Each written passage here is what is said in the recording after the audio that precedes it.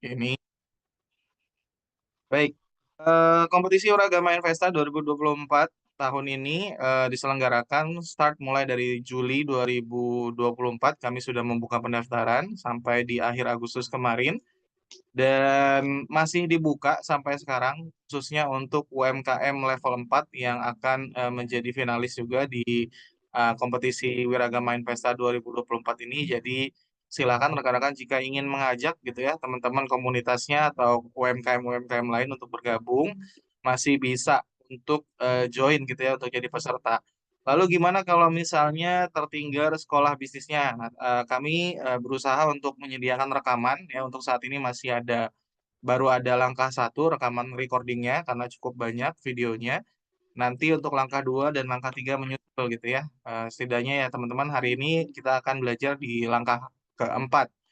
Dari total kurang lebih ada 6 langkah ya, ada 6 sesi gitu ya. Jadi ini udah masuk hampir terakhir langkah 4, langkah kelima nanti terakhir di langkah keenam gitu ya. Lalu kemudian di sesi akhir juga nanti akan ada tugas ya. Jadi setiap sesi ada tugas yang harus dikerjakan karena itu nanti akan menjadi bahan penilaian bagi rekan-rekan yang kemudian nanti ingin naik kelas gitu ya ke level berikutnya atau mungkin masuk ke tahap kompetisi berikutnya gitu ya. Dipastikan harus sudah bisa menyelesaikan dari kesemua langkah yang ada. Walaupun misalnya rekan-rekan tidak hadir atau absen, silakan nanti mempelajari dari rekaman yang telah panitia siapkan, lalu kemudian tugasnya bisa menyusul gitu ya, dirangkap untuk dikirimkan bersama nanti kemudian untuk mentor review gitu ya. Itu untuk tahap pendaftaran, terus kemudian untuk tahap sekolah bisnis sendiri kita sudah mulai dari 1 September 2024 untuk langkah satu. Lalu kemarin di 8 September 2024 untuk langkah 2, terakhir di 15 September 2024 untuk langkah ketiga dan hari ini ya di langkah keempat di tanggal 22 September 2024. Jadwalnya masih sama ya rekan-rekan untuk agar tidak menyulitkan gitu ya. Jadi terus aja diingat gitu ya untuk setiap hari Minggu jam 10 pagi maka itu waktunya untuk sekolah bisnis di Wiragama Investa 2024. Durasinya juga tidak panjang, hanya 60 menit. Sisanya nanti akan ada tanya jawab dan diskusi gitu ya bagi rekan-rekan yang mungkin masih punya pertanyaan atau hal yang ingin didiskusikan oleh mentor dan coach yang telah kami sediakan. Dan mentor dan coach ini juga kami masukkan ke dalam grup peserta. Jadi selepas dari kelas hari ini, teman-teman masih bisa berdiskusi sama seperti Coach Dina kemarin ya masih ada di grup berdiskusi teman-teman bisa bertanya bahkan sampai tadi ada yang nanya tentang memori handphone gitu ya. Insya Allah kita layani sebisa mungkin jika memang itu bisa mendukung ya dari aktivitas bisnis dari rekan-rekan semua yang mengikuti kompetisi Wiragama Investa 2024.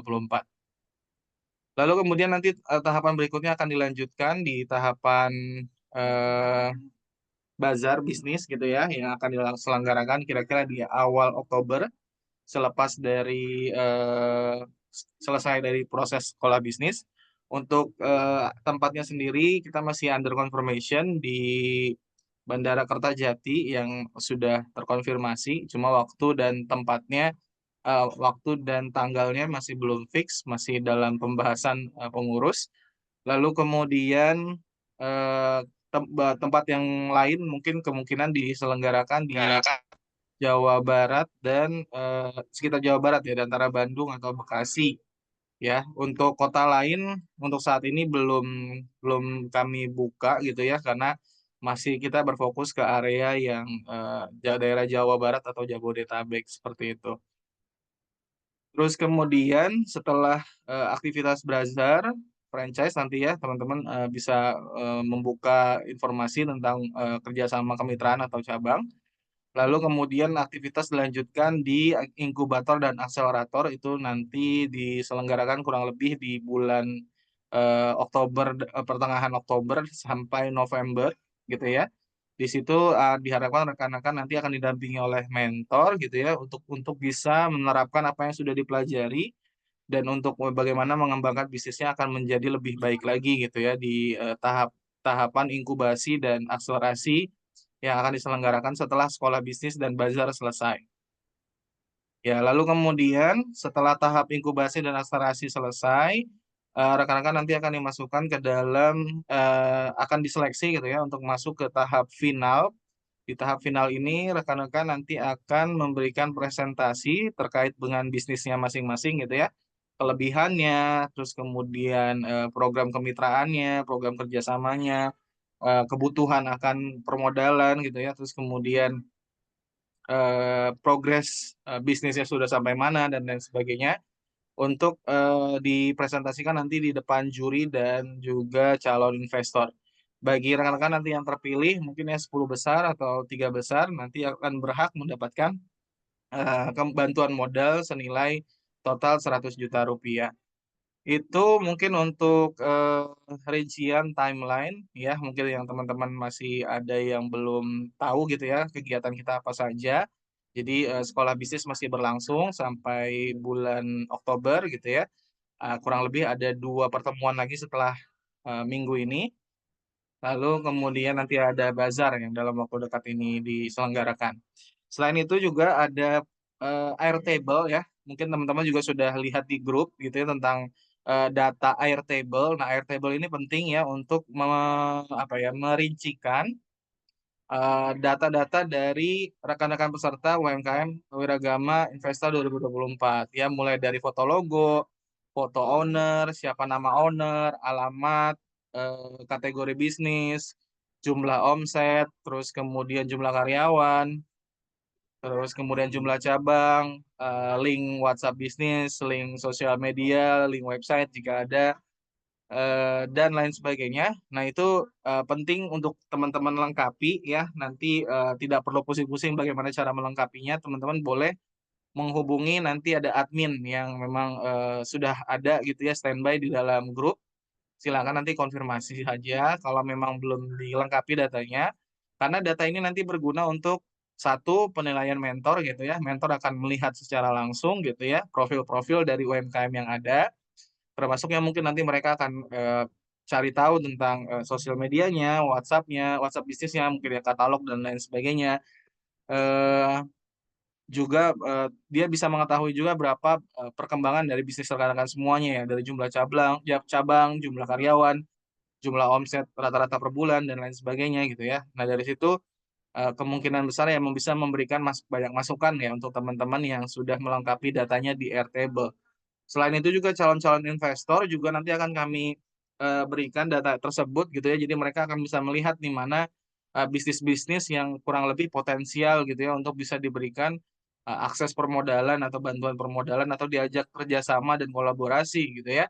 Dan saling antara satu peserta dengan peserta yang lain juga gitu ya, nanti bisa saling lihat juga, siapa tahu nanti ada yang memang bisa, bisnis matching gitu ya, atau kolaborasi antara bisnis satu sama lain, dan mungkin nanti akan melahirkan atau menurunkan kerjasama. Nah itu juga, itulah yang kemudian kita harapkan gitu ya, ketika teman-teman bisa melengkapi data yang ada di Airtable gitu ya. Jadi sebisa mungkin lengkapi datanya, silakan hubungi admin yang ada di grup WhatsApp masing-masing. Itu mungkin untuk update-nya, lebih lanjut kita, masih dalam pembahasan gitu ya, ada salah satu sponsor di bidang asuransi gitu ya, yang akan memberikan insurance secara gratis untuk, memproteksi ya, rekan-rekan selama, eee kompetisi Wiragama Investa ini berlangsung, ya. Ini masih dalam tahap diskusi juga, jadi belum fix. Jadi selama 3 bulan ke depan, Oktober, November, Desember, teman-teman terproteksi asuransi. Jadi kalau misalnya nanti dalam tahapan, perlombaan ini, kompetisi ini, ya kita nggak tahu gitu ya, ada yang mungkin sakit, parah gitu ya, atau mungkin ada, kecelakaan yang menimbulkan cacat tetap atau tidak tetap, atau bahkan kena kematian gitu ya, nanti akan di-cover oleh asuransi tersebut. Teman-teman tidak perlu membayar sama sekali, sudah gratis karena itu nanti dalam bentuk sponsorship dari asuransi tersebut kepada Wiragama Investa, seperti itu ya. Hanya dalam waktu 3 bulan ini, gitu ya, gratisnya di bulan Oktober, November, dan Desember. Tapi ini masih wacana, ini saya kasih gambaran aja, jadi, rekan-rekan tidak kaget kalau misalnya nanti, apa namanya, kita berikan informasi ini gitu ya. Dan ini sifatnya sukarela, jadi yang mau silahkan gitu ya, yang tidak mau juga dipersilahkan karena ini gratis gitu ya, tidak ada resiko sama sekali. Justru malah sebaliknya teman-teman diproteksi gitu ya, selama mengikuti aktif di kompetisi Uragama Investa ini kita kasih proteksi itu tadi ya, lindungan kurang lebih bahkan sampai 500 juta rupiah gitu ya. Itu saja mungkin pengumumannya tentang update tentang kompetisi Uragama Investa 2024 pada kesempatan pagi hari ini. Jadi saya tidak akan berpanjang lebar lagi karena coach kita sudah hadir pada hari ini. Mungkin saya izin menyapa dulu. Pagi Coach Wianda. Selamat pagi Coach Izi, selamat pagi peserta semua.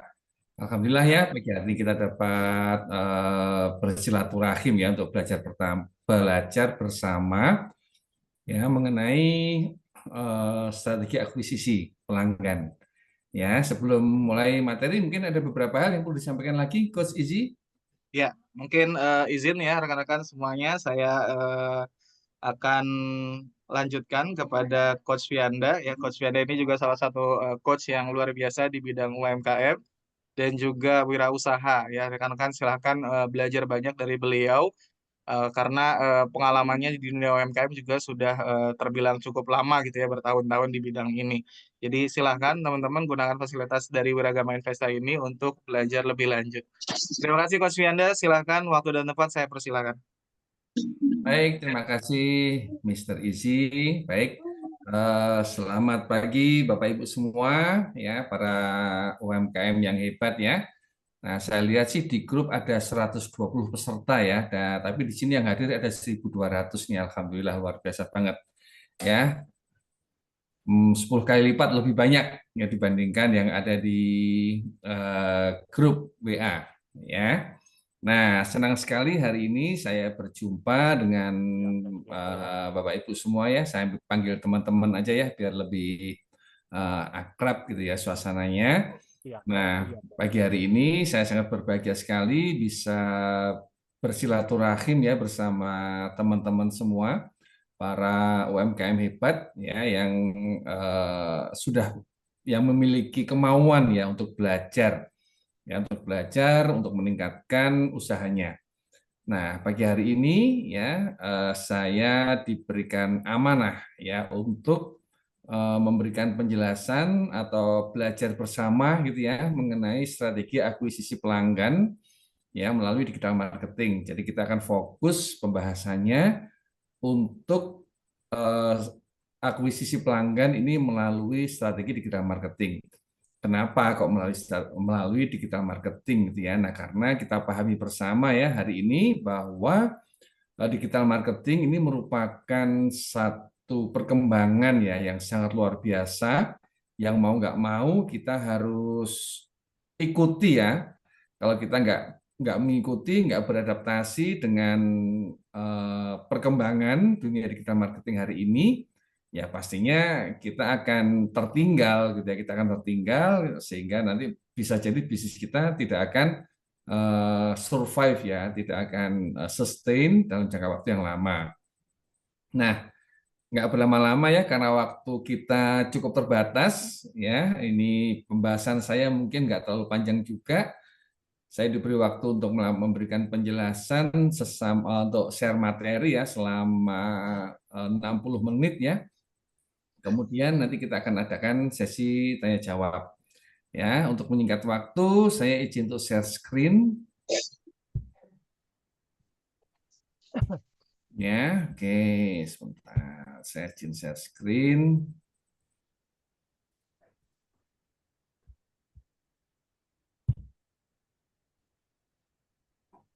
Nah, materi kita pagi hari ini ya, ini merupakan langkah keempat ya. Level 1, langkah keempat ya. Kalau level 1, levelnya insya Allah ada 5 ya. Kalau total dari pembelajaran di komunitas Indowira ini ya. Kemudian langkahnya masing-masing level ada sendiri-sendiri gitu kan. Ada jumlahnya sendiri-sendiri. Nah, kebetulan kalau di level 1 ini langkahnya ada 6 ya. Di level 1 ada 6. Nah, sehingga pagi hari ini ya kemarin teman-teman udah belajar di langkah 1 sampai 3 ya. Lalu kemudian hari ini kita akan belajar spesifik di langkah keempat ya. Di mana langkah keempat ini adalah strategi akuisisi pelanggan dengan digital marketing. Salah satu hal yang membuat saya sangat tertarik ya dengan konsep komunitas Indowira ini adalah adanya leveling, ya. Adanya leveling pembelajaran sehingga sangat jelas banget ya kalau diikuti dari awal sampai akhir itu maka perkembangan bisnis itu sangat sangat terstruktur gitu ya, sangat terstruktur ya, terstruktur dengan baik. Ya, sehingga saya harapkan teman-teman semua para peserta ini yang hari ini ada di level 1 ya bisa mengikuti pembelajaran secara runtut ya, secara konsisten, tentunya dibutuhkan komitmen yang tinggi ya karena membutuhkan waktu yang tidak singkat gitu ya. Nah, kemudian sehingga nanti perkembangannya itu jelas ya, ada satu titik yang dituju di akhir gitu ya. Nah, oke. Nah, sebelum saya mulai ya pembelajaran, ini ada quote mengenai bisnis ya. Nah, ini quote yang saya ambil ya dari almarhum mentor saya yang sangat luar biasa, yang membimbing saya dengan penuh ketelatenan gitu ya, yang penuh ketelatenan dengan penuh kesabaran sehingga saya menjadi seperti saya sekarang ini, gitu ya. Nah, beliau adalah almarhum Cak Samsul Hadi ya dari Surabaya. Beliau adalah pendiri platform layanan UMKM naik kelas atau Lunas ya. Nah, quote dari beliau yang selalu saya pegang ya itu adalah sukses itu adalah momentum ya, yaitu saat bertemunya peluang dan kesiapan. Nah, hari ini ya semisal nih ya eh, kita ada peluang nih ya, ada peluang untuk sekolah ya, sekolah wirausaha gitu kan ya, dari komunitas Indowira ya. Nah, kemudian teman-teman semua nggak tahu ada informasi ini, berarti kan nggak siap untuk menangkap peluang itu gitu kan. Nah, berarti momentumnya itu akan hilang. Gitu ya. Mungkin teman-teman harus menunggu tahun depan agar ada batch yang kedua untuk sekolah yang sama. Gitu ya. Jadi benar-benar ya, sukses itu adalah momentum. Satu titik pertemuan yang sangat singkat banget. Gitu ya. Yang kalau kita tidak bisa menangkap itu, gitu ya, ada peluang, ada kesiapan. Kalau kita nggak bisa menangkap itu, gitu ya, maka ya hilang. Yang apa peluang itu akan hilang, gitu kan? Momentum itu akan hilang gitu ya. Jadi pastikan diri teman-teman semua nih ya, diri teman-teman MKM ini siap setiap saat gitu ya untuk menangkap berbagai peluang yang muncul di depan teman-teman semua. Ya, oke, itu pembukaan. Lalu kemudian saya izin memperkenalkan diri saya dulu ya. Oke, nama saya Vianda Juliantoro ya.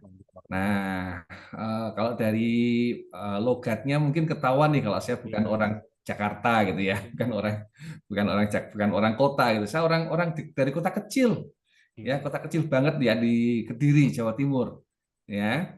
Nah, untuk kontak saya mungkin teman-teman bisa catat gitu ya. Boleh juga teman-teman hari ini, oh ini kebalik ya antara email sama website nggak apa-apa tapi ya. Nah, teman-teman bisa kunjungi website saya ya. Bukan website yang ini ya, tapi bukan website profesional banget ya, tapi hanya untuk blog aja. Ya, blog itu untuk saya gunakan untuk ini ya, melepaskan unek-unek saya gitu kan ya. Jadi hanya tulisan-tulisan ringan aja sih sebenarnya gitu kan ya. Nah, kemudian ada juga alamat email ya bagi yang ingin searching saya, ingin eh, tahu keberadaan saya di media sosial, boleh di search ya, dicari di Facebook, Instagram, maupun di LinkedIn, YouTube, ya, TikTok juga ada gitu kan ya, di sesuai dengan nama saya aja, gitu ya, itu bisa dicari teman-teman di berbagai macam media sosial. Ya. 821 4151. Nah, saya ini adalah kalau boleh sedikit memperkenalkan, saya adalah seorang digital marketing expert ya, yang bersertifikat BNSP. Ya, saya juga memiliki sertifikat BNSP untuk coaching practitioner ya, praktisi coaching. Ya, ini ada sertifikat BNSP-nya. Lalu selain itu, saya juga memegang sertifikat BNSP untuk skema pendamping UMKM, metodologi level 4 ya atau instruktur ya, kemudian juga mentor untuk UMKM ya. Jadi saya banyak bergerak di bidang UMKM dan lebih spesifiknya di bidang digital marketing ya. Oke. Itu sedikit perkenalan singkat dari saya ya. Oke, nah sesuai dengan amanah yang diberikan ke saya gitu ya. Kemarin teman-teman udah belajar ya selama 3 minggu ke belakang ya, mulai dari analisa market dan kompetitor gitu ya, lalu kemudian sudah belajar juga mengenai pemilihan target market ya, kemudian belajar tentang marketing mix ya. Nah, hari ini kita akan belajar bersama ya, bagaimana sih strategi untuk mengakuisisi pelanggan. Nah, tentunya diperlukan formula yang tepat ya untuk mengakuisisi pelanggan. Nah, dunia sudah canggih ya, pelanggan ini bisa digait ya atau bisa kita dapatkan melalui strategi pemasaran offline maupun online. Ya, tapi kita nanti akan lebih fokus pada akuisisi pelanggan dengan menggunakan strategi digital marketing. Ya. Nah, apa sih tujuan pembelajaran di langkah 4 ini ya? Nah, tentunya diharapkan ya pada saat di akhir pembelajaran nanti ya, para pelaku UMKM level 1 ya ini memahami cara agar produknya dikenal oleh calon pelanggan ya, serta mampu menjual produk atau jasanya sampai closing dengan berbagai strategi penjualan. Ya, itu goal ya atau tujuan akhir dari langkah 4 ini. Ya, sehingga materi-materi yang kita bahas nanti akan berkaitan dengan bagaimana sih supaya produk dikenal, lalu kemudian juga mengenai selling skill ya atau keterampilan menjual. Ya, oke. Nah, kita awali dari satu pemahaman ya mengenai definisi ya apa sih strategi akuisisi pelanggan itu ya. Nah, strategi akuisisi pelanggan ini dapat didefinisikan ya sebagai strategi untuk mendapatkan pelanggan baru. Ingat ya, pelanggan baru. Ya, itu pelanggan baru untuk bisnis melalui berbagai cara. Ya, seperti membangun kesadaran merek, gitu ya, lalu kemudian meningkatkan komunikasi pemasaran dan menguasai keterampilan menjual. Ya, ini beberapa topik yang akan kita bahas pada pagi hari ini ya. Oke, nah selain strategi akuisisi pelanggan, memang ada yang lain gitu ya. Nah, tentunya ya setelah mengakuisisi tahap pertama kan tentunya pelanggan ya secara umum ya, ada orang sekian juta orang yang ada di taruh kata di daerah teman-teman semua atau orang yang Bapak Ibu harapkan mengenal produk Bapak Ibu ya, ini kan mereka kan belum tahu produknya Bapak Ibu gitu ya, belum tahu produk teman-teman semua. Nah, sehingga bagaimana supaya mereka tahu ini ya, ini alur logika berpikirnya, mereka tahu, mereka membeli. Nah, itulah strategi akuisisi ya. Nah, setelah membeli produk, maka strateginya bukan akuisisi lagi, tapi strategi retensi. Ya, strategi retensi itu adalah bagaimana mempertahankan pelanggan agar terus berada di bisnis Bapak Ibu, terus membeli produknya, terus ngikutin konten-konten teman-teman semua, itu namanya retensi. Ya, jadi yang pertama kali kita lakukan itu akuisisi dulu, ya, beli dulu, kenal dulu, beli dulu, baru kemudian menjaga hubungan. Itu retensi, dan kita tidak bahas retensi. Ya, kita akan membahas mengenai strategi akuisisi aja, cukup di akuisisi dulu. Ya, oke. Nah, strategi akuisisi ini tentunya kita awali dengan bagaimana sih target market ya yang kemarin sudah Bapak Ibu sudah teman-teman pelajari ya bagaimana menganalisa target market gitu ya. Nah, itu bagaimana mereka supaya tahu, bagaimana supaya target market itu tahu produk teman-teman semua. Nah, disinilah fungsinya ya kita membangun brand awareness atau kepedulian terhadap merek atau brand. Ya.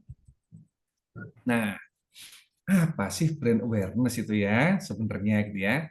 Nah, brand awareness itu secara definisi itu adalah membangun ingatan konsumen ya, membangun ingatan konsumen ya terhadap suatu brand atau merek atau produk ya.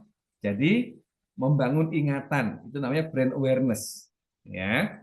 Nah, beberapa tingkatan brand awareness ya dapat kita lihat ya, kita pelajari bahwa wajar ya kalau hari ini Bapak Ibu teman-teman punya produk gitu ya masih baru, taruh kata seperti itu ya, lalu baru buka bisnis, nah lalu belum dikenal oleh orang, belum dikenal sama sekali oleh orang, itu sangat wajar ya, sangat ya, memang tahapannya dari situ gitu ya. Nah, sehingga tingkatan pertama dari brand awareness itu adalah unaware of brand. Ya, di mana konsumen ya sama sekali tidak menyadari adanya suatu brand, merek atau produk yang disebutkan. Sama sekali nggak menyadari. Misalnya disebutkan produk, taruh kata saya punya bisnis ya namanya Digma Solusi Mandiri gitu ya, atau Digma Solution gitu kan ya. Nah, di awal-awal gitu ya, atau kalau saya sebutkan Digma Solution di Jakarta gitu ya, nggak ada orang yang kenal gitu kan ya. Apa sih Digma Solution itu ya?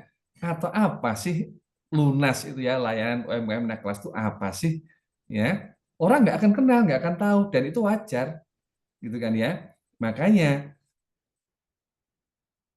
hari ini gitu ya, sebagai seorang pebisnis, sebagai seorang business owner ya, teman-teman semua nih sebagai pelaku UMKM itu bagaimana orang yang sebelumnya unaware gitu ya, unaware itu jadi tahu, setidaknya jadi tahu dulu ya, dari sama sekali nggak sadar, sama sekali nggak tahu, sama sekali nggak menyadari kehadiran produk ya.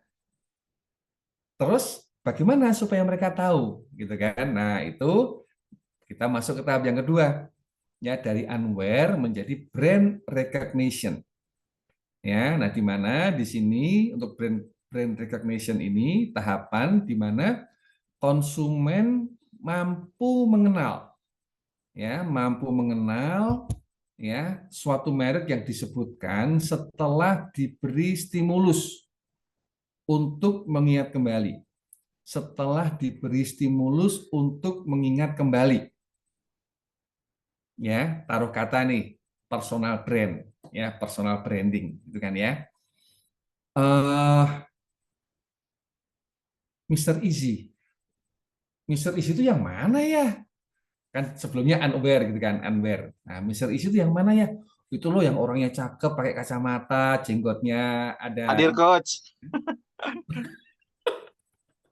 Ya, Aduh. nah, setelah diingatkan itu jadi, oh iya itu ya Mister Easy ya gitu ya. Jadi itu brand recognition. Jadi mengenal setelah diberikan panduan untuk mengingat ya. Coach Vianda yang mana sih? Itu loh yang botak-botak itu loh ya. Itu seperti itu ya. Jadi tampilan saya seperti ini tuh karena membangun personal branding ya salah satunya ya. Nah, supaya mudah diingat gitu ya. Itu brand recognition. Ya, jadi tahap yang kedua. Ya. Nah, kemudian untuk tahap yang ketiga itu ada brand recall. ya, brand recall itu konsumen itu mampu mengingat suatu merek yang disebutkan tanpa bantuan stimulus. Ya, ini mudah banget gitu ya. Kemungkinan nih karena sering menggunakan dan segala macam gitu ya. Nah, contohnya nih ya, kalau misalnya teman-teman masuk ke ke toko retail modern ya, ya, ke toko retail modern, lalu kemudian ingin membeli sesuatu, taruh kata ingin membeli sabun cuci pakaian gitu ya. Nah, tanpa harus mengingat-ingat gitu ya, itu langsung mengambil satu merek tertentu ya. Kenapa? Karena brand recall ini ya mengenali ya tanpa bantuan stimulus gitu ya. Oh, yang itu gitu ya, itu langsung tahu ya. Lalu kemudian ya tahapan yang paling tinggi ya, tingkatan yang paling tinggi dari brand awareness itu adalah top of mind. Ya, top of mind itulah merek atau brand atau produk yang pertama kali diingat konsumen dari suatu kategori. Ya. Nah, ini saya mau tanya nih ya gitu ya. Ini semua pasti punya top of mind ya. Taruh kata eh, teman-teman mau beli air minum dalam kemasan gitu ya. Nah, apa yang menjadi top of mind air minum dalam kemasan gitu ya? Pasti ada ya, dan masing-masing orang bisa jadi nggak sama, nggak apa-apa gitu ya. Tapi ada top of mind gitu ya. Mau beli kecap gitu ya, taruh kata kecap gitu ya, pasti ada top of mind-nya gitu kan. Apa yang pertama kali diingat kalau saya ngomong kecap gitu, apa yang pertama kali diingat gitu ya, itu top of mind namanya.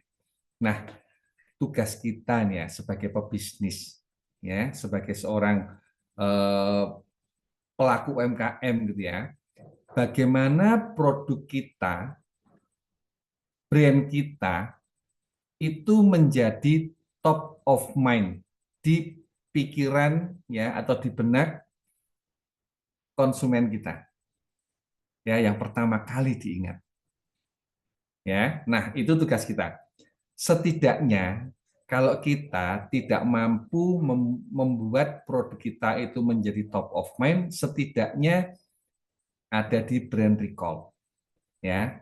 Tapi kalau bisa mencapai tahapan top of mind itu keren banget ya. Nah, itu ya usahakan gitu ya, teman-teman. Nah, bagaimana cara kita membangun brand awareness ya supaya produk kita ini bisa menjadi top of mind di mata konsumen kita. Nah, berikut beberapa contohnya ya. Bagaimana cara membangun brand awareness ya yang selama ini ya bisa teman-teman semua lakukan gitu ya. Nah, yang pertama itu dengan membuat identitas brand ya atau brand identity yang mudah diingat ya, yang mudah diingat oleh konsumen. Nah, brand identity ini meliputi nama, ya, logo, mungkin ada maskot, gitu ya. Kalau punya maskot itu mungkin ada maskotnya, gitu ya, atau bikin jingle, ya, dan lain sebagainya, ya, membuat identitas brand yang mudah diingat, ya. Oke, itu yang pertama, cara membangun brand awareness. Ya, awali dengan identitas brand yang mudah diingat. Jangan sampai brand kita ini sulit ya diingat oleh konsumen. Mungkin menggunakan kosakata yang tidak biasanya, tapi justru menyulitkan untuk diingat, gitu ya. Nah, jadi yang simpel-simpel aja, gitu ya. Lalu kemudian setelah kita membuat brand identity yang mudah diingat, ya, langkah yang kedua, karena kita ngomongin mengenai akuisisi pelanggan di dunia digital marketing, ya, maka kita harus membangun kehadiran brand atau merek kita di dunia online sebanyak mungkin.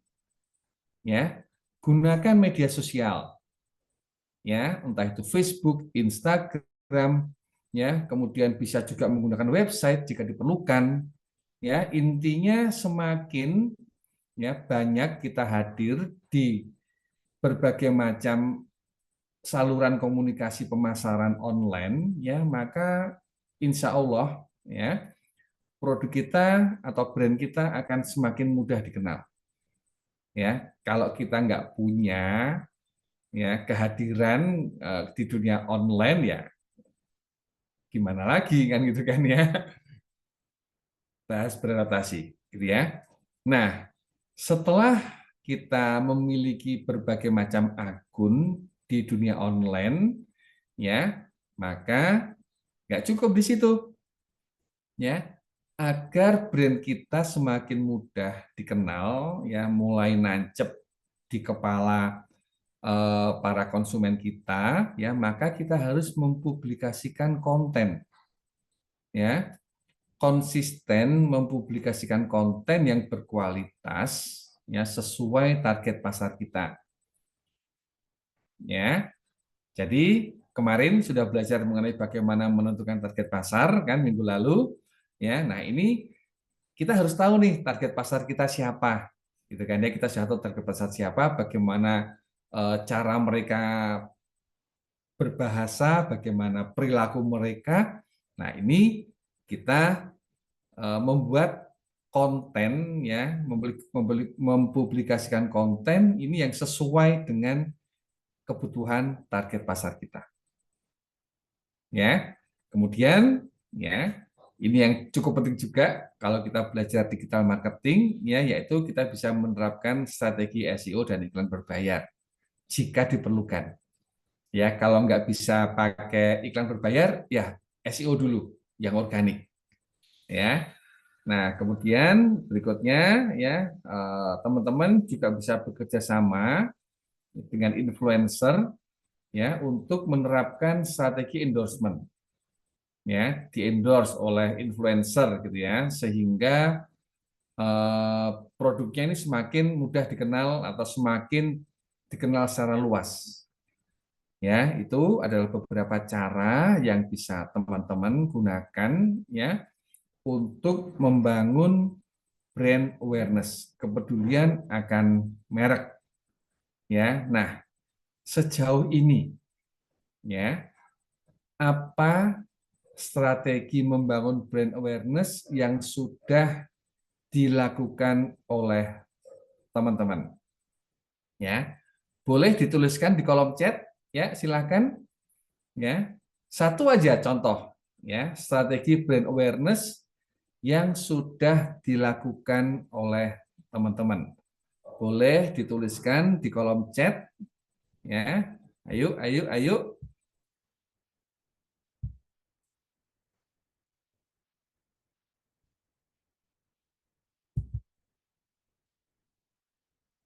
Nah, tanyanya nanti Bu Susi ya. Tanyanya nanti disimpan dulu pertanyaannya. Kita belum sampai pada sesi tanya jawab. Ya, pertanyaan disimpan untuk nanti di sesi tanya jawab. Nih saya pengen tahu dulu nih. Strategi membangun brand awareness yang sudah dilakukan oleh teman-teman. Ya, apa?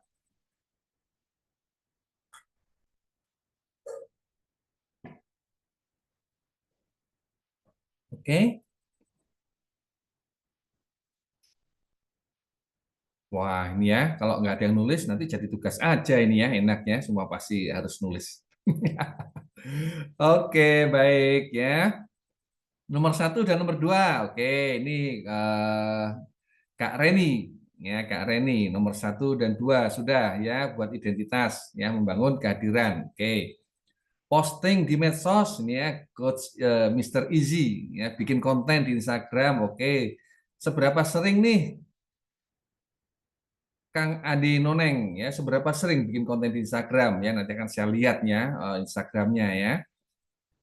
Oke, oke nomor satu ya nomor satu ini membuat identitas ya posting ya posting. Oke, baik oke ya. Nah yang belum apa nanti mulai silahkan mulai di eh, dipikirkan ya untuk dilaksanakan gitu ya. Siapa tahu dari pembelajaran kita pagi hari ini ya, mendapatkan insight, mendapatkan eh, wawasan baru ya untuk membangun brand awareness ya, dapat ide-ide baru ini untuk membangun brand awareness.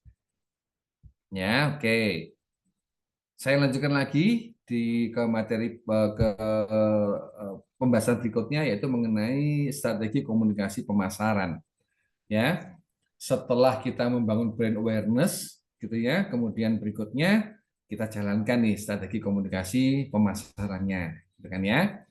Nah, apa definisi dari komunikasi pemasaran? Ya, nah, definisi dari strategi komunikasi pemasaran ini adalah rangkaian strategi pemasaran yang bertujuan untuk mempromosikan produk, menyampaikan informasi, dan mengajak konsumen untuk menggunakan produk yang dipasarkan.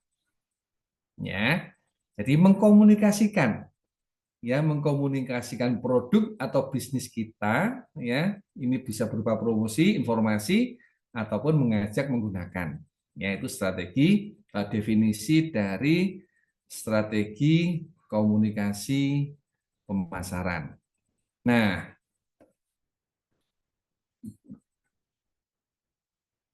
beberapa hal yang terkait dengan strategi komunikasi pemasaran, ya tentunya kita awali dengan menentukan target pasar yang dituju.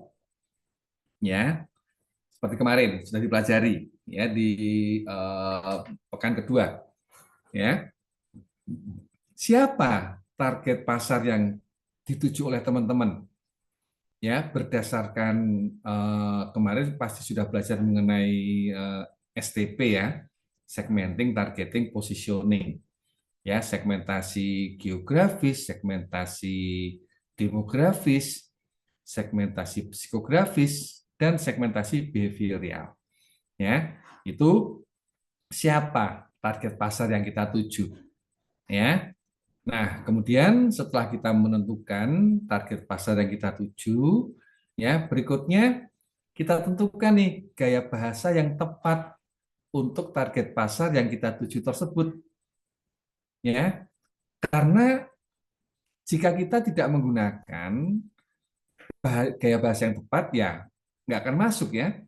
Jadi gini, saat taruh, taruh, taruh contohnya gini ya, misalnya target pasar kita ini anak-anak muda, Gen Z, ya, yang hari ini senangnya minum kopi yang banyak susunya dibandingkan banyak kopinya, gitu kan ya. Oke, nah dengan target pasar kita yang anak-anak muda, gitu ya, anak-anak muda, ya gaya bahasa yang kita gunakan pastinya berbeda. Ya, jika target pasar kita itu adalah baby boomer, ya generasi baby boomer seperti saya gini ya, generasi baby boomer gitu kan. Nah, itu tentunya bahasanya berbeda ya. Cara kalau dulu mungkin saya nggak kenal istilah viral, itu nggak kenal ya, viral itu nggak kenal. Kemudian gaya-gaya bahasa yang sekarang ya, FOMO gitu ya, fear of missing out, itu nggak terlalu paham gitu ya saya. Apalagi artis-artis Korea sama sekali nggak paham gitu kan ya. Nah, eh, jika target pasarnya itu orang-orang yang saat ini usianya mungkin lebih senior gitu ya, sekitar 40-45 tahun, ya kita gunakan bahasa yang biasa mereka gunakan. Ya, ini akan sangat mempengaruhi strategi komunikasi yang kita terapkan. Ya, nah kemudian selain menentukan gaya bahasa yang tepat sesuai dengan target pasar kita, ini kita juga harus menentukan saluran pemasaran yang sesuai. Ya, tidak semua saluran pemasaran itu tepat untuk semua pasar. Ya, tidak semua saluran pemasaran itu cocok untuk semua target pasar. Ya, sehingga kita harus paham, kita harus tahu benar ini ya, target pasar kita itu seperti apa, ya, lalu kemudian saluran pemasaran yang sesuai itu apa, gitu ya. Contoh ini ya, contohnya. Kita punya produknya, teman-teman punya produk sabun kecantikan ya untuk usia wanita usia 20 hingga 30 tahun ya. Kira-kira ya untuk wanita usia 20 sampai 30 tahun jika teman-teman menggunakan email sebagai saluran pemasaran kira-kira tepat atau enggak? Wanita usia 20 sampai 30 tahun usia kerja yang tinggal di kota besar ya. Nah, jika menggunakan email ya, maka insya Allah masih masuk ya karena mereka tinggal di kota besar ya. Nah, akan berbeda. Oh, iya, maaf ya Ibu Oneng ya, Bu Ade Oneng. Ya, oke, Bu Ade Noneng ya, oke. Nah, saya lanjutkan lagi ya. Biasa ya. Saya juga sering dipanggil Mbak kok, Mbak Vianda. Ya, oke. Kemudian tadi ya saya ulangi lagi ya, jika kita punya target pasar ya wanita usia 20 hingga 30 tahun yang tinggal di kota besar ya, maka kemungkinan ya dengan kita menggunakan email sebagai salah satu saluran pemasaran, insya Allah masih masuk ya. Akan berbeda jika kita memiliki produk ya yang digunakan untuk wanita usia di atas 50 tahun yang tinggal di rural area, di wilayah pinggiran kota. Ya, maka apakah email ini menjadi saluran pemasaran yang sesuai? Ya, tentunya tidak. Ya, karena kebanyakan wanita yang usianya di atas 50 tahun dan mereka tinggal di pinggiran kota, ini mereka tidak menggunakan email sebagai media komunikasi sehari-hari. Ya, mungkin lebih tepat mereka menggunakan WhatsApp gitu ya atau menggunakan Instagram atau yang lain. Ya. Nah, itu ya menentukan saluran pemasaran yang sesuai dengan target pasar yang dituju. Ya. Kemudian yang keempat ya pemilihan strategi pemasaran itu kita harus tentukan juga apa sih unique selling point dari produk kita. Ya, keunggulan yang akan kita tonjolkan, yang akan kita expose itu apa? Ya. Kemudian yang kelima, kita juga harus konsisten nih dengan brand message. Ya, apa sih yang kita angkat? Isu yang kita angkat dari produk kita itu apa? Ya, misalnya nih produknya taruh kata kalau produk konsumsi misalnya bebas eh, bahan kimia dan zat pengawet gitu ya kalau makanan misalnya gitu ya nggak pakai tidak pakai penyedap dan segala macam. Nah, itu bisa diunggulkan sebagai brand message. Ya. Nah, ini kita harus konsisten dengan brand message yang kita bangun. Ya. Nah, itu beberapa strategi komunikasi pemasaran yang bisa kita lakukan. Ya. Sekali lagi di sini saya tanya, dari 5 strategi ini ya yang sudah diterapkan oleh teman-teman yang mana saja ya yang sudah diterapkan oleh teman-teman yang mana saja ya silakan masing-masing ya menanyakan kepada diri sendiri ya sebagai pertanyaan reflektif dari evaluasi bisnisnya teman-teman semua ya. Nah, berikutnya kita akan bahas mengenai beberapa saluran komunikasi pemasaran digital yang bisa kita gunakan untuk mengakuisisi ya pelanggan kita ya kurang lengkap ya betul kalau email aja kurang lengkap ya maka harus ada yang lain tapi intinya tadi bukan masalah ini ya ketepatan dari media yang digunakan gitu kan ya memang kalau email memang kurang ini ya kurang pas ya harus dilengkapi dengan yang lain oke terima kasih Ya, sudah diberikan masukan ya. Karena ini berikut beberapa saluran pemasaran digital yang bisa digunakan oleh teman-teman. Ya, tentunya yang paling simpel, yang paling mudah, gitu ya, yang paling sederhana bisa diaplikasikan. Ini teman-teman bisa menggunakan saluran pemasaran digital melalui media sosial. Ya, media sosial. Entah itu Instagram, Facebook, YouTube, TikTok, LinkedIn, gitu ya. Banyak banget ya media sosial hari ini ya. Nah, teman-teman bisa menggunakan saluran pemasaran digital media sosial ini sesuai dengan target pasar yang dituju. Ya, sesuai dengan target pasar yang dituju. Ya. Lalu yang kedua, ya, bisa juga menggunakan website ya sebagai saluran pemasaran digital. Ya.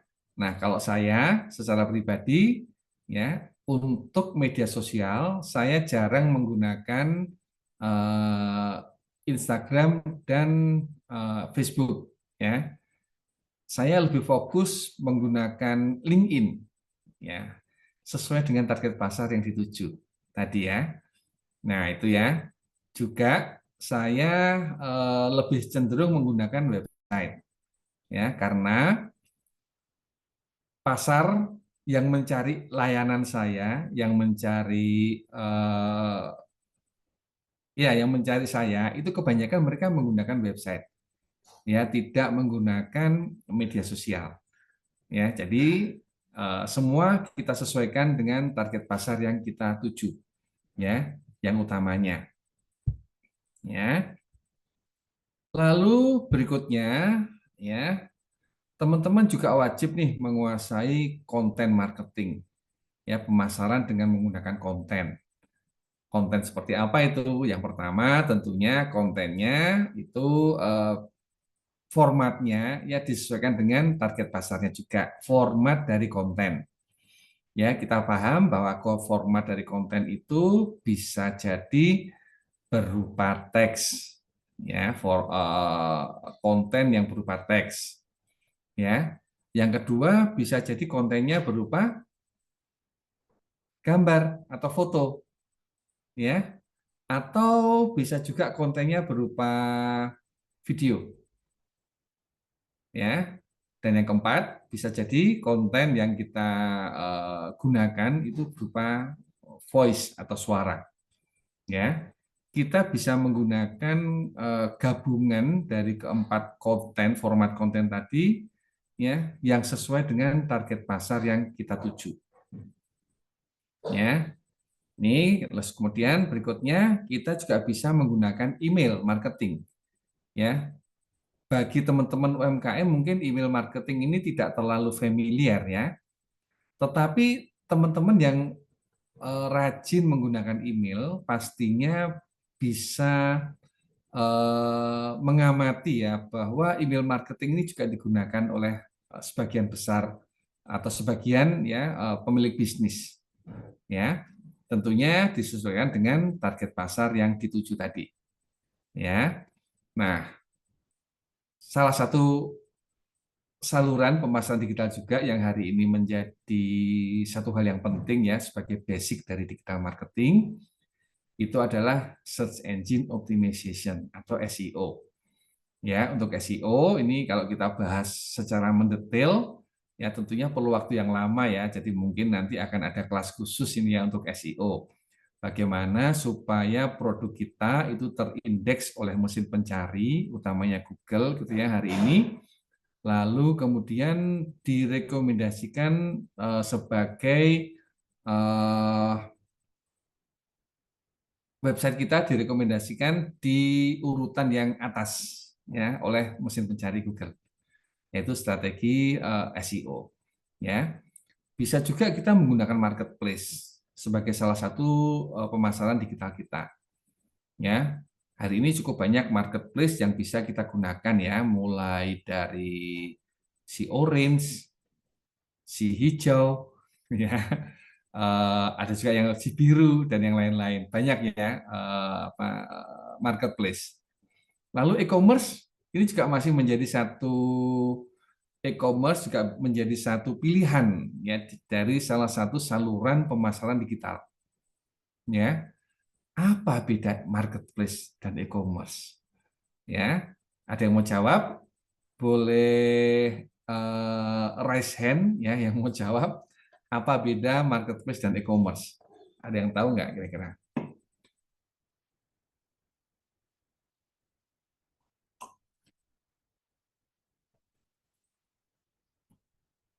Oke. Wah, ya ada. Oke, ya keren. Ya ini ya Sono ALP, apa ini ya? Oke, alhamdulillah. Sate, sate ayam Nemo. Oke, ya oke ya. Oke, marketplace dan e-commerce. Kemudian jika memang memungkinkan dan diperlukan gitu ya, kita bisa menggunakan strategi iklan berbayar ya atau ads. Ya, ads ini bisa menggunakan eh, Meta Ads ya, grup Meta, atau kita bisa menggunakan Google Ads ya.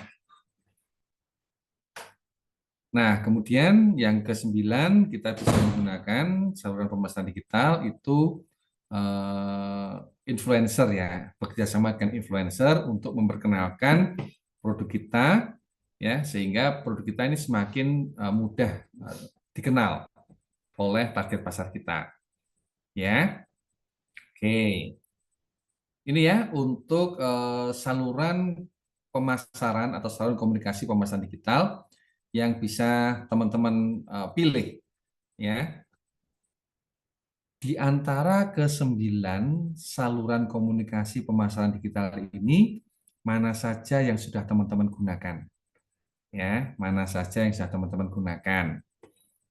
Yo, boleh dituliskan di kolom chat ya.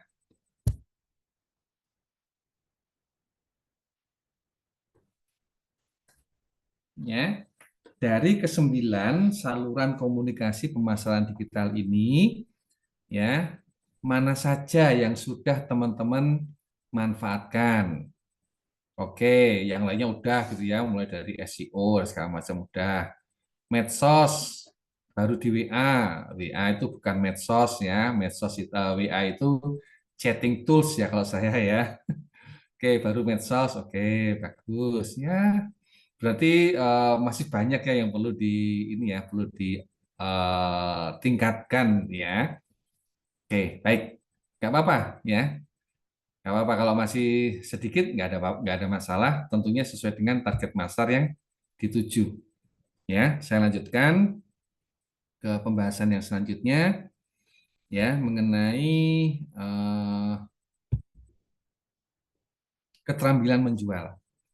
Ya, keterampilan menjual dan teknik closing penjualan. Ini mungkin yang menjadi satu hal yang harus menjadi perhatian teman-teman juga, ya. Oke. Nah, seringkali kita sebagai UMKM ya, sebagai pelaku UMKM ini kalau kita uh, melakukan penjualan gitu, maka kita langsung Jogja gitu ya, jujuk aja, langsung jualan. Pokoknya tawarin produk kita, gitu kan ya. Nah, padahal sebenarnya jika kita mempelajari keterampilan menjual ya atau selling skill ya, ini ada beberapa tahapan yang bisa kita pelajari ya untuk kemudian kita terapkan pada saat kita melakukan strategi penjualan ya. Yang pertama tentunya menjual itu diawali dari perkenalan, ya introduction, memperkenalkan diri kita, ya siapa diri kita yang menjual, gitu kan ya. Nah ini sebaiknya kita awali dengan perkenalan agar mencairkan suasana juga, gitu ya. Kita bisa mengenal siapa target yang pasar yang kita tuju itu kita ajak kenalan dulu. Ya, ini berlaku untuk pemasaran offline dan online ya. Jadi bukan hanya offline saja, gitu ya. Lalu kemudian tahap yang kedua ya dari selling skill itu adalah menggali kebutuhan. Seringkali tahap menggali kebutuhan ini dilewatkan oleh teman-teman UMKM yang menawarkan produknya ke konsumennya, ya, sehingga ya kemungkinan penolakan ya itu jadi lebih besar. Ya, karena kenapa kita nggak tahu nih kebutuhannya, apa yang dibutuhkan dari produk kita. Nah, dengan kita mendengarkan, ya, kita bertanya kepada target konsumen kita, orang yang kita prospek, gitu ya.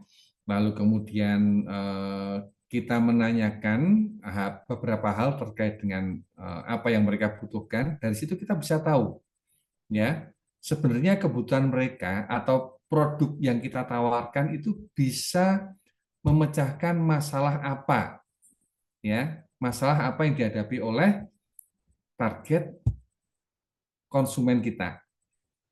Karena masing-masing orang tentunya mereka memiliki kebutuhan yang berbeda-beda. Ya, nah sehingga dengan kita menggali kebutuhan, gitu ya, kita bisa menyesuaikan kebutuhan mereka dengan produk yang kita tawarkan. Nah, setelah kita mengetahui kebutuhan dari target konsumen kita, baru kemudian kita melakukan presentasi produk, ya, menawarkan produk kita.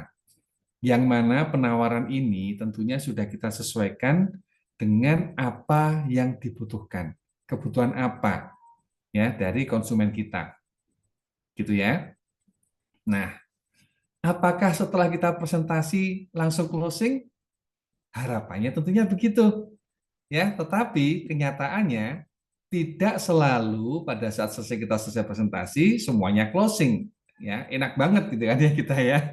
Kalau semuanya langsung closing, senangnya gitu gitu kan. Tapi ya kebanyakan ya pada saat seseorang setelah mendengarkan presentasi dari kita gitu kan, mereka kebanyakan menyatakan keberatan dengan berbagai alasan gitu ya. Oh, saya mau konsultasi dulu dengan suami saya atau dengan istri saya, gitu ya. Lagi nggak punya duit, ya. Oh, di rumah sudah ada tuh yang seperti ini, gitu kan. Nah, itu keberatan ya, objection dari yang dikemukakan oleh orang yang kita berikan penawaran, ya, atau harganya terlalu mahal, ya, modelnya nggak sesuai, banyak ya keberatan-keberatan seperti itu. Nah, tugas kita nih ya sebagai penjual ya, maka tugas kita berikutnya menangani keberatan, handling objection, ya, menangani keberatan yang dialami oleh pelanggan kita. Apa sih yang membuat dia keberatan gitu ya? Lalu apa tindakan kita untuk menangani keberatan tersebut? Ya, maka kita harus punya beberapa strategi ya untuk menangani keberatan yang dialami oleh target konsumen kita itu. Ya. Nah, setelah kita berusaha menangani ya keberatan yang dialami oleh target konsumen kita, ya baru kita masuk ke tahap berikutnya, tahap closing penjualan, di mana tahap closing penjualan ini juga mengakomodir ya dari apa yang keberatan yang dialami oleh target konsumen kita itu. Ya. Nah, closing penjualan ini bisa kita lakukan dengan beberapa strategi ya. Ada banyak strategi yang bisa kita gunakan untuk closing penjualan. Ya, yang pertama mungkin kita bisa memberikan penawaran eksklusif ya kepada konsumen kita. Ya, ini diskon spesial nih buat bapak atau buat ibu gitu kan ya, penawaran eksklusif ya dengan mungkin berbatas waktu gitu ya, memberikan batasan waktu untuk closing ya, intinya dengan eksklusivitas ya ini pelanggan tuh merasa diistimewakan, merasa mendapatkan suatu kehormatan gitu ya, di mana tidak semua orang itu mendapatkan penawaran eksklusif ini. Ya, strategi closingnya bisa juga ya promosi penjualan terakhir. Ya, jadi kalau sudah penjualan terakhir ya ada stok barang yang tidak terlalu mungkin stok barangnya tinggal sedikit gitu kan ya. Nah, atau ya batas waktu mau tutup gitu ya. Kan biasanya kalau ada gitu ya kalau mau toko mau tutup itu kita memberikan promosi penjualan terakhir di mana tokonya mau closing ya yang beli terakhir itu diberi diskon tertentu. Ya itu bisa. Ya, atau kita berikan bonus, kita berikan tambahan bonus. Ya, kita berikan tambahan bonus. Misalnya nih beli 10 biji ya, beli 10 pieces maka dapat bonus produk apa yang lainnya. Gitu ya. Itu bisa juga. Buat asumsi gitu ya. Buat asumsi itu seandainya produk ini ya misalnya Bapak Ibu misalnya eh, beli berapa gitu ya maka bisa menggunakan asumsi ya bahwa akan mendapatkan tambahan apa gitu ya jadi diberikan asumsi kemudian berikan pilihan dua pilihan ya mau produk yang warna merah atau yang warna hitam mau produk yang besar atau yang kecil kemasannya ya itu jadi orang tidak terlalu merasa dipaksa untuk membeli satu satu jenis produk ya, tapi bisa diberikan dua pilihan ya. Dua biasanya ya antara A dan B. Ya. Itu biasanya berhasil. Ya, kemudian Bapak Ibu juga teman-teman juga bisa menawarkan diskon ya bagi mereka yang keberatan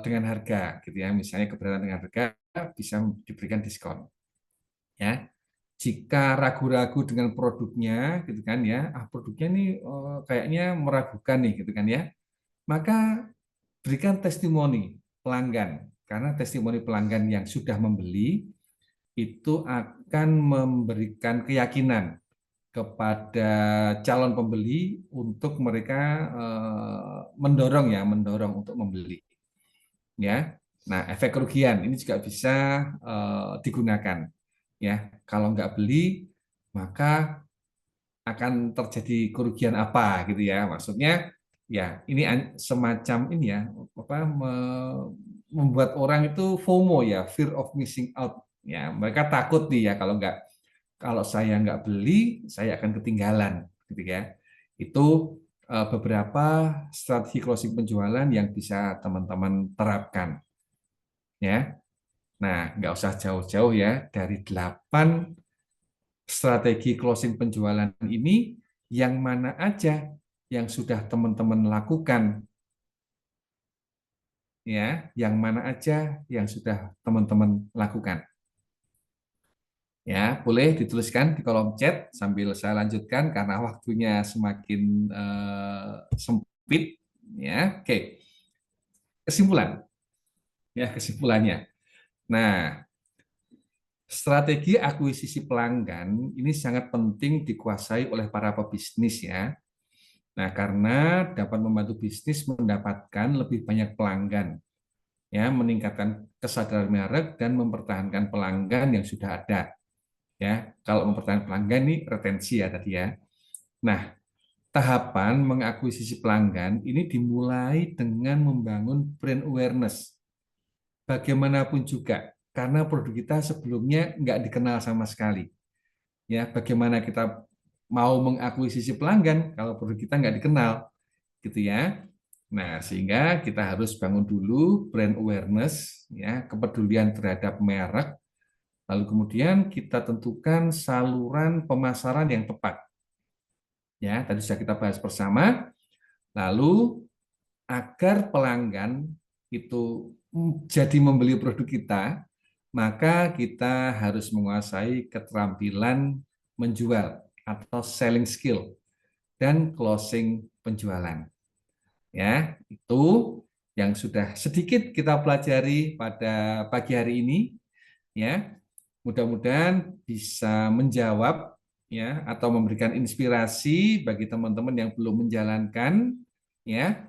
Kemudian untuk, oh ya, thank you very much for your attention, tapi ada tugas, ya. Ini ada tugas yang teman-teman harus kumpulkan, ya. Saya ingin tahu nih, gitu kan? Saya ingin tahu, ya, mengenai brand awareness. Ya, teman-teman silahkan tuliskan strategi membangun brand awareness yang sudah dan atau akan teman-teman lakukan. Yang sudah dan atau akan teman-teman lakukan. Ya. Kemudian yang kedua, ini tugas terkait dengan saluran pemasaran digital. Ya, teman-teman bisa tuliskan saluran pemasaran digital yang sudah dimiliki, ya, dan strategi komunikasi pemasaran yang sudah dan atau akan dilakukan.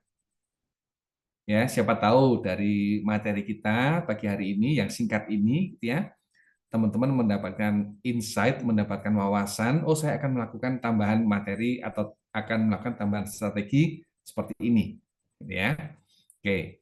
Berikutnya tentang closing skill, ya, bukan selling skill ya, tapi closing skill, ya.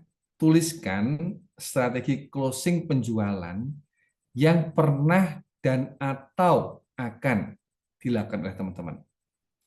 Dan tuliskan pula seberapa efektif hasilnya. Ya, ada 3 PR, ya, home fun untuk teman-teman tuliskan di PowerPoint ini ya. Teman-teman ya bisa mengerjakan PR tadi ya di dalam format PowerPoint lalu dikumpulkan ke panitia dengan mengisi Google Form pada link berikut ini. Ya. Oke, itu ya dari saya pagi hari ini mudah-mudahan bisa mendapatkan bisa memberikan tambahan wawasan buat teman-teman semua dan bisa dipraktekkan utamanya di bisnis masing-masing. Selanjutnya ada sesi tanya jawab, akan saya serahkan kepada Mr. Easy untuk memandu sesi tanya jawab. Silakan Mr. Easy. Oke, terima kasih banyak Coach Fian yang sudah membagikan sharingnya yang luar biasa pada pagi hari ini.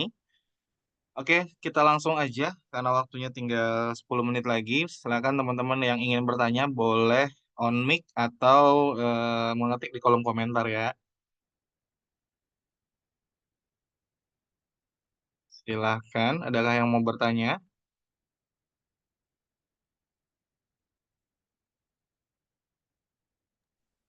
Ya, Boleh izin bertanya, silakan Ibu siapa nih yang bertanya tadi?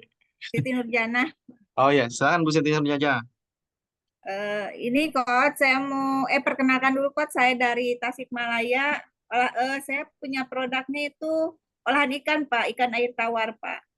Nah, untuk pemasaran di marketplace saya masih belum mencoba karena memang untuk menentukan harganya itu masih bingung Coach.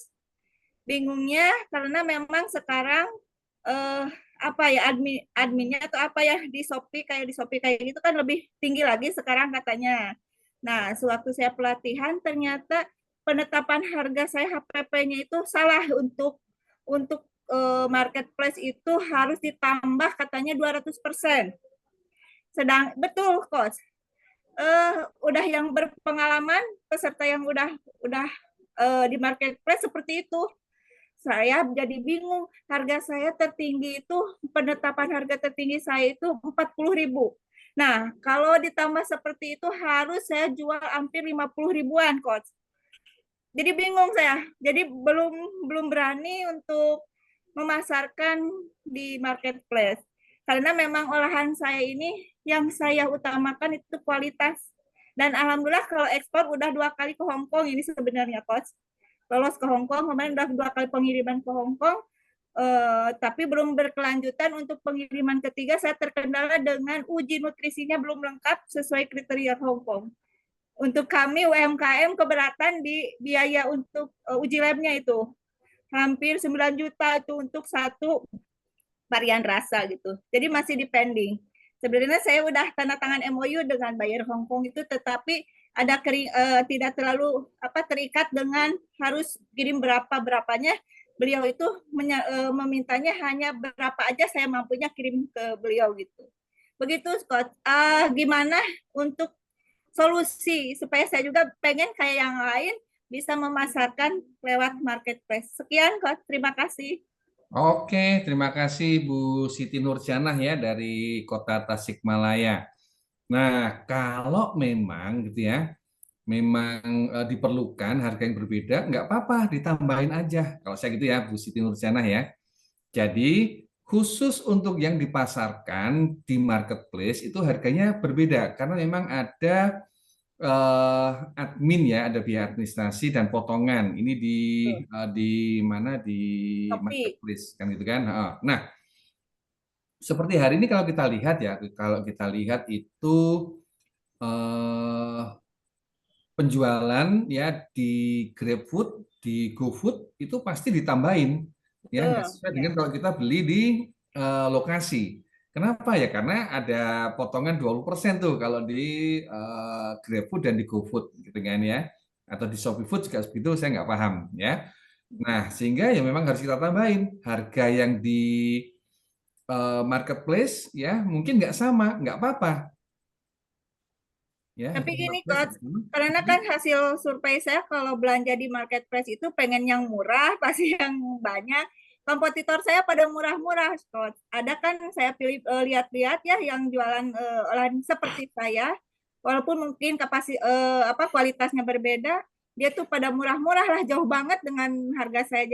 Jadi mundur lagi gitu. Jadi belum pede gitu, Coach, untuk jual di marketplace. Ya, ya, jadi seperti itu ya, Bu Siti Nurjana. Ya, silahkan untuk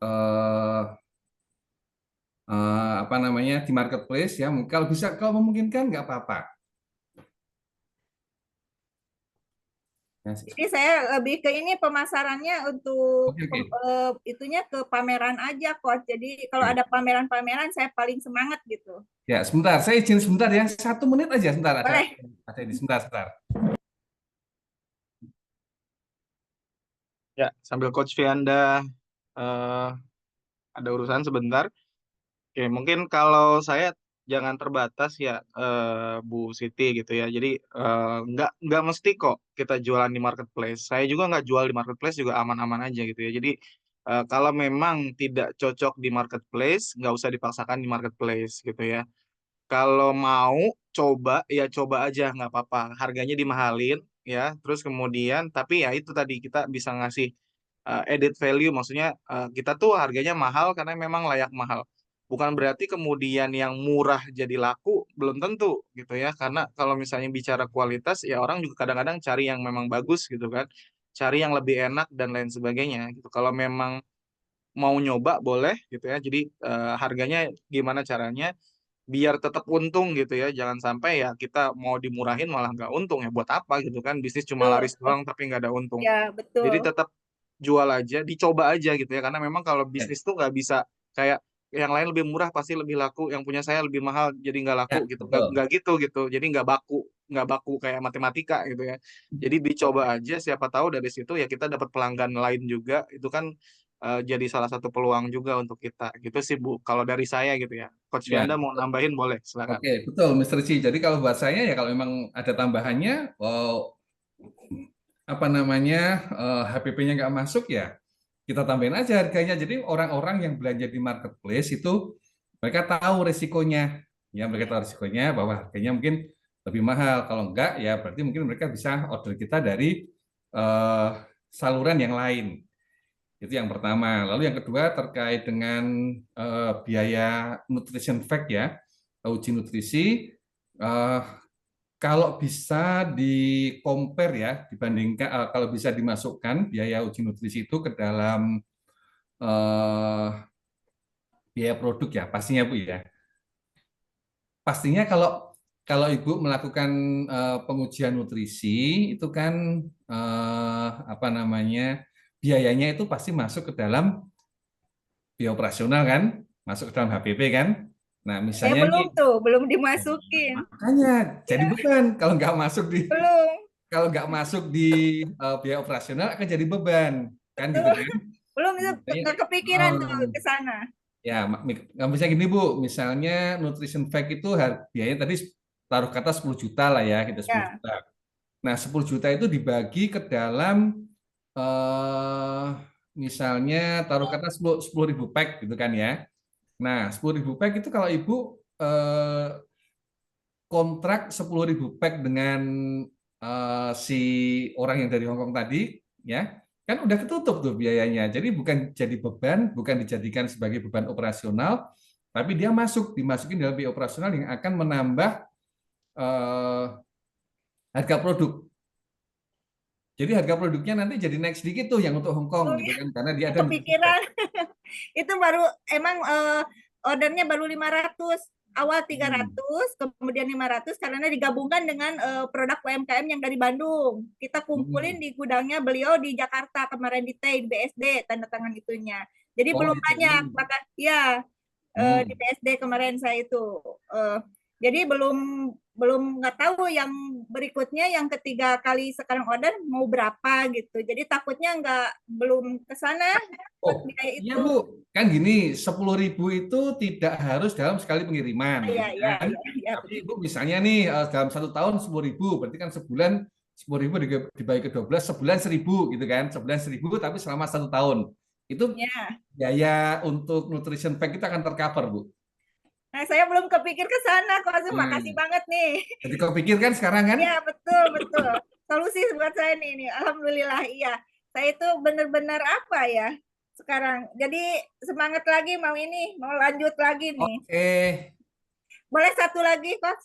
boleh, Itu boleh. saya tuh udah mau pengen marketplace, udah punya akun, udah punya Shopee-nya, udah ada toko, belum dioptimalkan. Ternyata katanya harus beda beda HP, jangan jangan disatuin sama kita yang belanja, kan saya suka belanja Shopee juga, nggak boleh katanya, itu betul, Coach? Nggak betul, bisa. Dan dari akun yang belanja kita, itu bisa kita buat toko. Kan ada, kan beda ininya kan. Kita punya akun, gitu kan. Kita punya akun, itu kita bisa punya toko, gitu kan. Kita bisa punya toko. Itu nggak apa-apa, satu akun aja. Katanya harus terpisah, ada yang bilang kayak gitu. Jadi aku bingung, saya teh harus punya banyak HP gitu, ta. Harus Ah, ya berbeda enggak nomor. lah Bu, satu aja dari yang itu. Saya juga punya kok toko. Saya punya akun Oh, Shopee dan saya juga punya toko di Shopee. Sama, jadi akunnya sama, bisa. bukan masalah beda HP-nya. Tapi Beda nomor katanya. Harus beda ini nomor Bu, telepon. ini Bu, kalau keuntungannya ya keuntungannya kalau kita punya HP yang berbeda untuk admin itu kan kita nggak bingung nih nggak nyampur itu salah satu keuntungan. Jadi tapi kalau memang punya cuma satu ya nggak apa-apa kita pakai aja Ya, yang satu itu dulu gitu kan. Nanti kalau sudah penjualannya sudah rame bisa kita pisahkan. Itu baik. itu hanya untuk ini aja hanya untuk Awal, awal, awal. mempermudah, yang mempermudah kita aja. Ya, baik. Oke, Ya, terima oke, kasih. oke, Terima kasih sama-sama banyak. Bu Siti Nurjana, Bu Susi. Dari tadi awal udah tanya nih, Bu Susi, silakan Bu Susi. Ya, terima kasih, Coach. Assalamualaikum warahmatullahi wabarakatuh. Salam. Sebenarnya sudah sebagian dipertanyakan oleh Bu Siti tadi, gitu. Ada kesamaannya. Nah, kebetulan saya nama Bu Susi, brandnya adalah Susi Scrap. Saya di bidang kerajinan, Pak, di bidang handmade gitu ya. Nah, kebetulan tadi yang sudah ditanyakan juga oleh Bu Siti, saya itu bagaimana cara memulainya untuk melaksanakan di medsos. Kenapa demikian? Karena produk saya ini kan masih dikerjakan sendiri gitu, Pak. Kita belum punya karyawan. Sedangkan produk ini tidak bisa langsung jadi kecuali yang kecil-kecil. Misalnya bikin tas, itu bisa sampai 2 minggu, 3 minggu, ada yang 1 bulan, misalnya bikin baju, bikin apa gitu ya. Nah itu kalau di medsos kan harus ready ya si barang-barangnya. Terus kalau misalnya bisa juga misalnya lewat PO.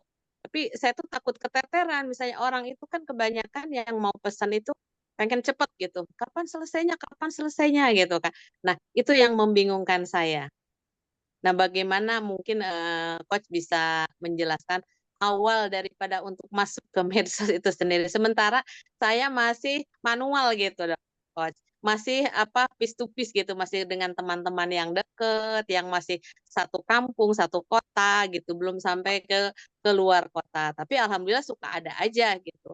Dan yang keduanya mungkin tidak sama dengan produk-produk makanan gitu ya, seperti kuliner. Kalau ini kan kerajinan itu tidak semua orang suka gitu.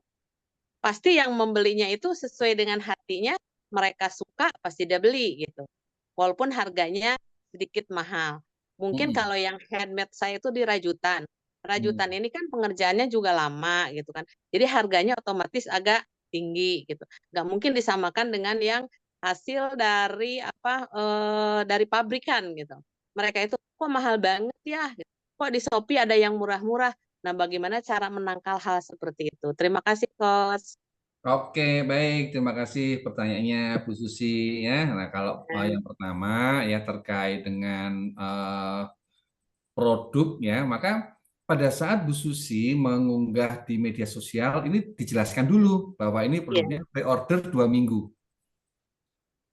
Bisa Bu seperti itu, bisa kalau baik di media sosial ya Instagram ya maupun Ibu pakai e-commerce itu bisa pakai sistem pre-order ya. Nah, bagaimana cara mengatasi konsumen yang pengen cepat produknya? Ya, yang pertama mereka harus apa ya, boleh dibilang sign kontrak gitu ya mungkin ya, apa namanya? Ada kesepahaman. Yang pertama ada kesepahaman antara Ibu dengan pembeli yang melakukan pre-order tadi bahwa memang produknya Ibu ini dikerjakan, produknya pelanggan itu dikerjakan, kan gitu kan? Nah, mereka biasanya diminta DP, diminta DP ya Bu ya. Iya, betul. Nah, diminta DP gitu ya. Oke. Nah, dari situ ya dari DP itu gitu nanti Ibu tentunya Ibu menunjukkan bahwa memang produknya dikerjakan. Ya, 2 hari sekali, taruh kata nih 2 hari sekali Ibu update ya. Ini prosesnya sudah sampai di sini.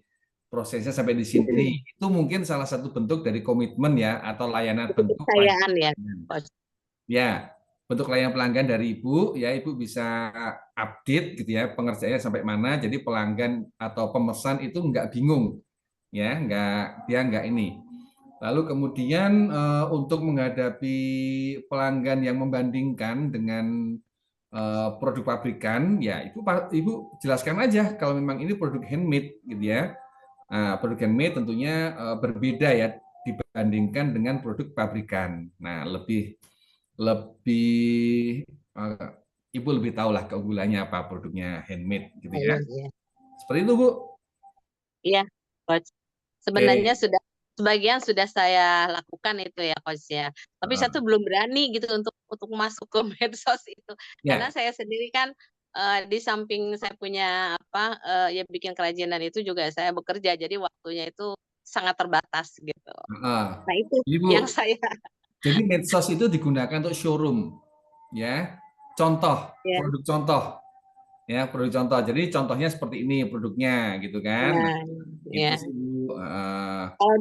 Kalau di share saya kayak misalnya di FB untuk mencoba gitu kan, memperlihatkan produk-produk saya itu udah pernah gitu. Suka lewat FB, lewat Instagram. Tapi saya belum benar-benar gitu, Coach. untuk bergelut di bidang itu. Karena saya ada keraguan gitu, belum pede.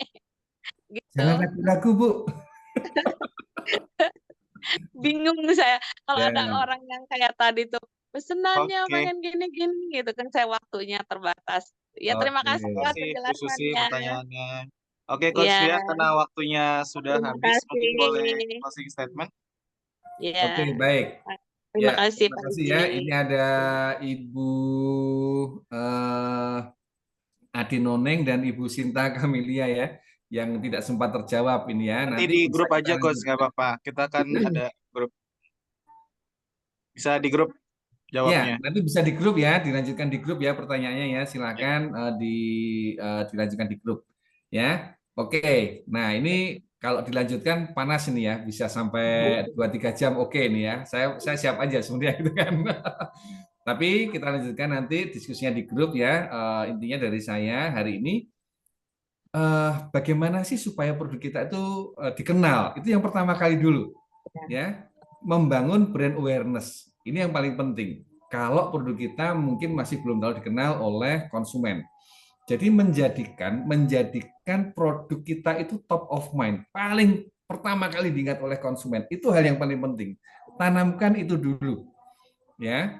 Nah, kalau produknya sudah dikenal ya dengan melalui berbagai macam saluran pemasaran digital ya, melalui media sosial, melalui marketplace ya, dan lain sebagainya. Apalagi kalau di search di Google, dimasukkan di Google langsung dikenal, langsung terindeks oleh Google dengan menggunakan teknik SEO, itu lebih lebih bagus lagi. Ya, kita akan belajar terus bagaimana supaya ke sana gitu kan ya. Tetap semangat ya, insya Allah bisa nyampe. Demikian dari saya, Mr. Isi. Terima kasih teman-teman semua. Kita Saya foto akhiri. bersama dulu. Mungkin. Ya, Coach. Ya, boleh teman-teman yang bisa on cam, kita on cam gitu ya, untuk foto bersama terlebih dahulu.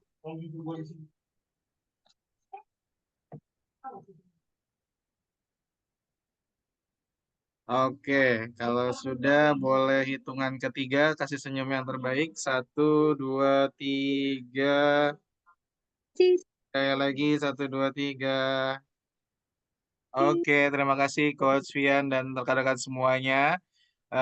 Dengan begitu maka Terima berakhir juga kasih. untuk kelas kita pada siang hari ini. Terima kasih atas kehadirannya rekan semuanya.